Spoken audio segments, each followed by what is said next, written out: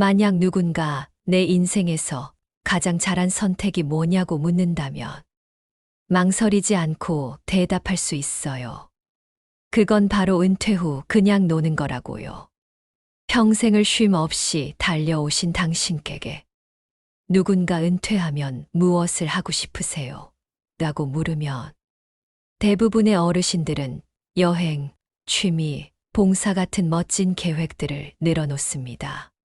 하지만 마음 한구석에는 이런 두려움이 있습니다. 그래서 아침에 눈을 뜨면 당장 뭘 해야 하지?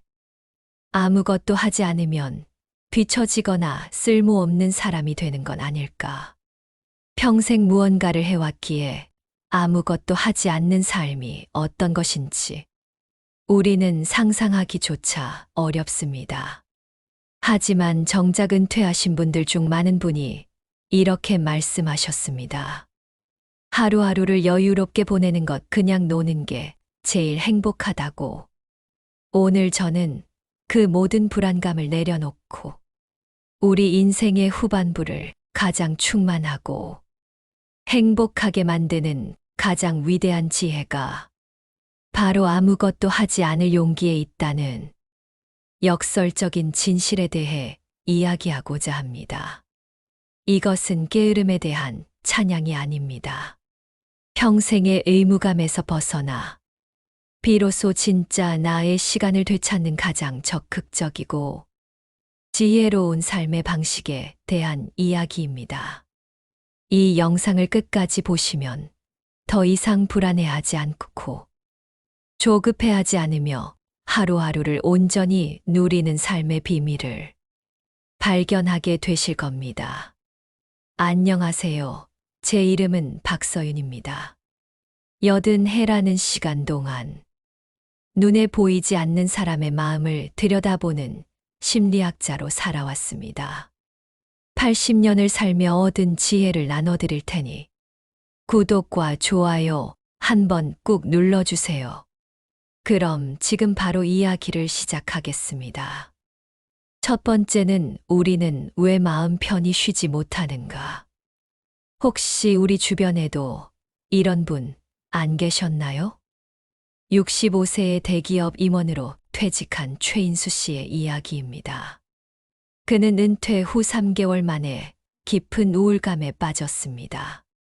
평생 그의 이름 앞에 붙어 있던 부장님이라는 직함이 사라지자 자신이 아무것도 아닌 사람, 마치 투명인간이 되어버린 것 같은 공허함이 밀려왔기 때문입니다. 아침에 눈을 떠도 갈 곳이 없고 울리는 전화도 없었습니다. 세상은 여전히 바쁘게 돌아가는데 오직 자기 자신만 멈춰버린 듯한 느낌. 그 고요함이 주는 평화가 아니라 세상으로부터 잊혀졌다는 공포가 그를 짓눌렀습니다. 주변에서는 끊임없이 이런저런 조언을 했습니다. 자네처럼 유능한 사람이 놀면 금방 병나. 뭐라도 해야지. 요즘은 퇴직하고 카페 차리는 게 유행이라더군. 결국 최인수 씨는 불안감을 이기지 못하고 퇴직금의 상당 부분을 투자해 작은 카페를 열었습니다. 하지만 현실은 냉혹했습니다. 임대료, 인건비, 재료비, 하루 12시간을 일해도 손에 쥐는 돈은 예전의 절반도 되지 않았습니다. 무엇보다 여유를 찾기 위해 시작한 일이 평생 다녔던 직장보다 더 큰 스트레스가 되어 돌아왔습니다. 그는 은퇴 전보다 더 지치고 더 불행해졌습니다. 최인수 씨의 이야기는 우리 사회의 많은 어르신들이 겪는 아픔을 고스란히 보여줍니다. 사회학에서는 이를 역할 이론으로 설명합니다. 수십 년간 직장인, 사업가, 선생님, 누구의 엄마, 아빠와 같은 사회적 역할이 다른 모든 역할을 압도하는 주된 역할이 되어버린 것입니다. 이 주된 역할이 은퇴와 함께 사라지는 순간 우리는 삶의 의미와 존재 가치마저 잃어버리는 깊은 정체성의 위기를 겪게 됩니다. 우리가 은퇴 후에도 쉬지 못하고 무언가 새로운 일을 찾아 헤매는 이유는 일이 좋아서가 아니라 아무것도 하지 않는 나를 마주할 용기가 없기 때문일지도 모릅니다. 우리 사회는 오랫동안 노동은 선이고 휴식은 게으름이라는 보이지 않는 가치관 속에서 살아왔습니다. 그래서 우리는 쉬는 것에서조차 죄책감을 느끼고 여유를 어떻게 누려야 하는지 그 방법을 잊어버린 것입니다. 하지만 꼭 기억하세요. 은퇴 후 우리에게 주어진 시간은 또 다른 의무를 채우기 위한 시간이 아닙니다. 그것은 평생 애쓰며 살아온 나 자신에게 주는 가장 값지고 온전한 선물입니다. 두 번째는 아무것도 하지 않을 용기가 가져온 기적. 평생을 교사로 살아오신 김정희 여사님은 은퇴 후 최인수 씨와는 정반대의 선택을 했습니다. 처음에는 그녀 역시 불안했습니다. 남편과 자식들 다 출근하고 나면 이 넓은 집에서 나 혼자 뭘 해야 하나. 막막함에 잠을 설치기도 했습니다. 주변 친구들은 요가다, 서예다, 노래 교실이다. 바쁘게 무언가를 배우러 다녔습니다. 김 여사님도 몇 군데 따라가 봤지만 영 마음이 붙지 않았습니다. 그것 역시 또 다른 숙제처럼 느껴졌기 때문입니다. 그러던 어느 날 그녀는 큰 결심을 합니다. 그래, 딱 1년만 아무것도 정하지 말고 그저 내 마음이 이끄는 대로 한번 살아보자. 그녀의 아무것도 하지 않는 삶은 이렇게 시작되었습니다.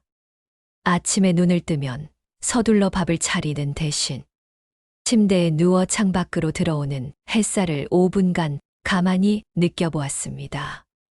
예전에는 미처 몰랐던 아침 햇살이 얼마나 따뜻하고 평화로운지를 처음으로 알게 되었습니다. 오전에는 목적 없이 동네를 걸었습니다. 늘 차를 타고 바쁘게 지나쳤던 길가에 핀 작은 들꽃들의 이름을 하나씩 찾아보고 빵집에서 갓 나온 빵 냄새를 맡으며 그저 걷는 것만으로도 하루가 충만해질 수 있다는 사실을 깨달았습니다. 오후에는 소파에 누워 꾸벅꾸벅 졸기도 하고 수십 년 만에 먼지 쌓인 LP판을 꺼내 젊은 시절 좋아했던 노래를 들었습니다. 노래를 듣다 보면 잊고 살았던 지난날의 추억들이 떠올라 혼자 웃기도 하고 눈물을 훔치기도 했습니다. 놀라운 변화는 몸과 마음에서 나타났습니다. 늘 달고 살았던 소화불량과 두통이 사라졌고 밤에는 눕기만 하면 깊은 잠에 빠졌습니다.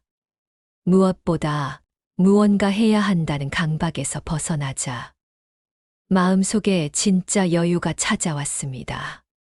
이것은 뇌과학적으로도 정확하게 증명된 현상입니다. 뇌과학자들은 인간의 뇌가 아무런 과제에 집중하지 않고 멍하니 있을 때 오히려 디폴트 모드 네트워크라는 특정 영역이 활성화된다는 사실을 발견했습니다.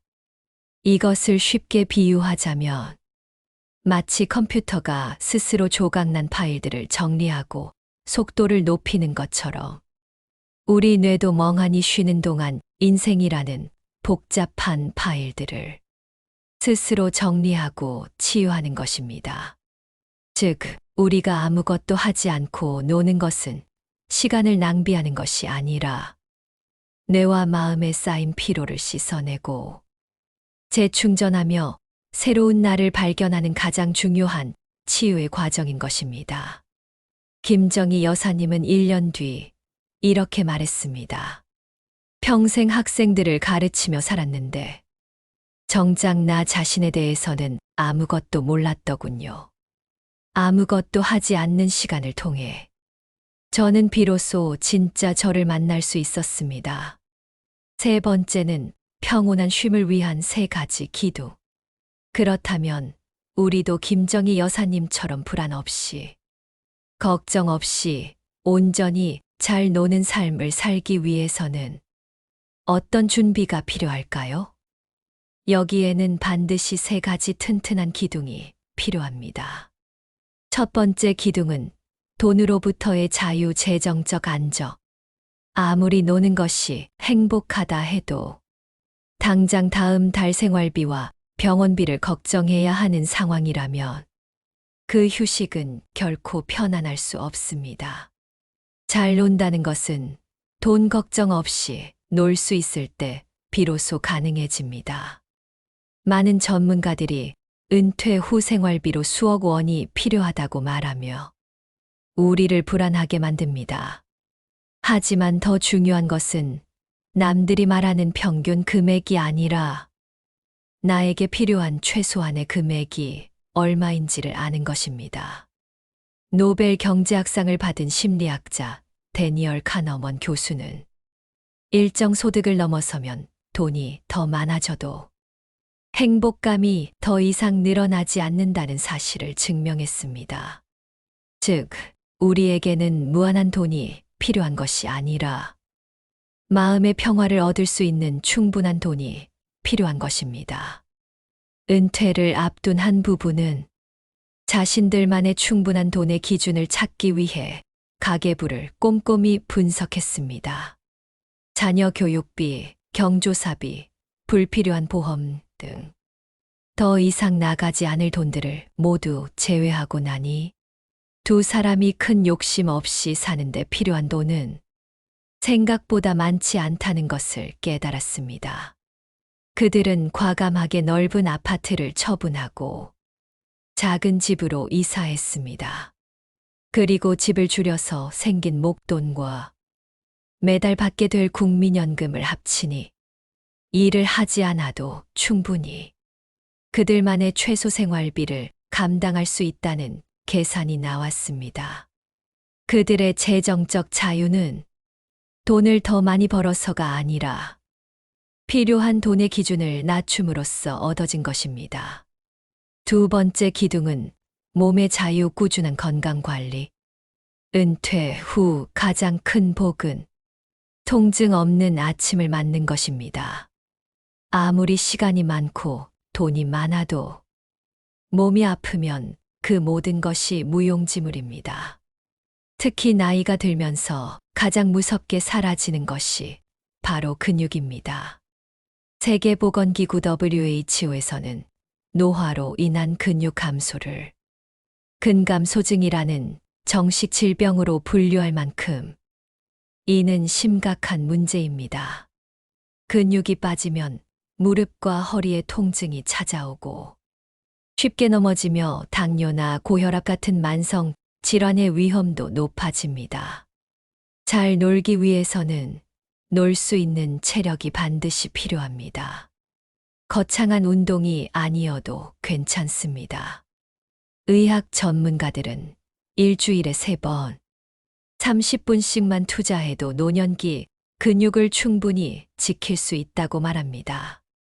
아침에 일어나 집에서 스쿼트 20개 하기, 저녁 먹고 동네 한 바퀴 빠르게 걷기, 텔레비전을 보면서 가벼운 아령 들기. 이처럼 일상 속에서 꾸준히 실천하는 작은 운동 습관이 당신의 몸의 자유를 10년, 20년 더 연장해 줄 것입니다. 세 번째 기둥은 리듬 있는 자유, 규칙적인 생활 습관. 그냥 논다는 것이 하루 종일 잠만 자거나 텔레비전만 보며 무기력하게 시간을 흘려보내는 것을 의미하지는 않습니다.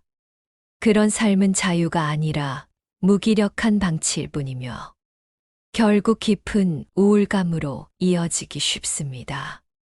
진정한 자유는 리듬과 규칙 안에서 더욱 빛을 발합니다. 시간 심리학에서는 규칙적인 습관이 우리 마음의 심리적 뼈대를 만들어 주어 하루가 무의미하게 흘러가지 않도록 막아준다고 설명합니다. 예를 들어 아침 7시 기상 및 산책, 오후 3시 좋아하는 차 마시기, 저녁 9시 30분간 책 읽기. 이처럼 몇 개의 고정된 활동만으로도 삶의 안정감은 완전히 달라집니다. 이 튼튼한 뼈대 사이의 시간들은 훨씬 더 자유롭고 창의적으로 채워나갈 수 있습니다. 또한 돈 안 드는 최고의 놀이 목록을 만들어 보는 것도 좋습니다. 동네 도서관에서 공짜로 세상의 모든 지혜 빌려보기. 스마트폰으로 지난 사진들을 보며 나만의 자서전 써보기. 계절마다 바뀌는 동네 공원의 나무들 관찰하며 그림 그리기. 오랜 친구에게 이유 없이 전화 걸어 수다 떨기. 우리의 삶을 풍요롭게 만드는 것들은 생각보다 돈이 들지 않는 단순하고 소박한 것들 속에 숨어 있습니다. 당신은 이제 그저 당신 자신으로 존재하면 됩니다. 오늘 우리는 은퇴 후 아무것도 하지 않을 용기에 대한 이야기를 나누었습니다. 어쩌면 우리는 평생을 무언가가 되기 위해 살아왔는지도 모릅니다. 좋은 자식이 되기 위해, 유능한 직장인이 되기 위해, 헌신적인 부모가 되기 위해, 늘 나 자신보다 내가 맡은 역할에 충실하며 숨가쁘게 달려왔습니다. 이제 괜찮습니다. 그 모든 무거운 역할들을 내려놓으셔도 괜찮습니다. 그저 당신 자신으로 존재하는 것만으로도 당신은 이미 충분히 위대합니다. 아무것도 하지 않는 시간을 더 이상 두려워하지 마세요. 그 고요함 속에서 당신은 평생 듣지 못했던 자기 자신의 목소리를 듣게 될 것입니다. 그 여유 속에서 당신은 스쳐 지나갔던 세상의 아름다움을 비로소 발견하게 될 것입니다. 오늘 하루 당신은 무엇을 위해 애쓰셨나요? 이제 그만 애쓰셔도 괜찮습니다. 당신은 이미 충분히, 아니, 차고 넘치도록 잘해오셨습니다. 부디 오늘 밤은 미래에 대한 불안도, 과거에 대한 후회도 잠시 내려놓고 그저 평안히 주무시기를. 애쓰고 버티고 사랑하며 살아온 당신은 그럴 자격이 충분하고도 남습니다. 제 이야기가 여러분의 인생의 작은 보탬이 되었기를 바랍니다. 80년을 살며 얻은 지혜는 쉽게 가질 수 있는 게 아니에요. 요즘은 정보가 넘치지만 지혜는 드물어요. 이 채널은 구독을 누르면 끝이 아니라 한 사람의 긴 인생을 곁에 두는 일이에요. 다음에도 길을 잃었을 때 다시 이곳으로 돌아올 수 있도록 구독과 좋아요 눌러주세요. 박 여사에게 드리는 작은 인사라고 생각해 주세요. 다정하게 삶을 다독여주는 영상 제작에 큰 힘이 됩니다. 여러분의 생각은 어떠신지, 또 어떤 경험이 있으신지 댓글로 이야기를 나눠주신다면 저에게도 다른 누군가에게도 큰 배움이 될 것입니다. 귀한 시간을 내어 끝까지 함께 해주셔서 진심으로 감사합니다.